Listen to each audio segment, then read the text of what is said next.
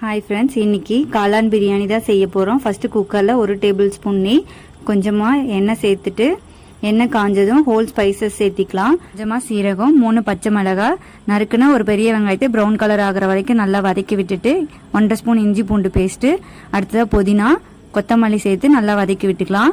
3 தக்காளியை பொடிசா நறுக்கி அதையும் நல்லா வதக்கி விட்டுக்கலாம். 1.5 ஸ்பூன் மிளகாய்த்தூள், 3 ஸ்பூன் பிரியாணி மசாலா, கொஞ்சமாக மஞ்சத்தூள், 1/2 டேபிள் ஸ்பூன் கரம் மசாலா சேர்த்து நல்லா வதக்கி விட்டுக்கலாம். அடுத்ததா 1 கப்பு தயிர் சேர்த்து நல்லா வதக்கி விட்டுக்கணும். நெக்ஸ்ட் தேவையான அளவு உப்பு சேர்த்துக்கலாம். அடுத்ததா 2 பேக்கெட் காளான் எடுத்திருக்கேன். அது சின்ன சைஸா இருக்குங்காட்டி 2 மட்டும் கட் பண்ணி எடுத்திருக்கேன். இப்போ அதை ஆட் பண்ணிட்டு நல்லா கிளறி விட்டு ஒரு 5 மினிட்ஸ் மூடி வச்சிடலாம். இப்போ ஓபன் பண்ணிடலாம். பாஸ்மதி ரைஸ் நான் 4 டம்ளர் எடுத்திருக்கேன். இது 1/2 hour ஊற வச்சிருக்கேன். 1 டம்ளருக்கு 1.5 டம்ளர் தண்ணி ஊத்திக்கலாம்.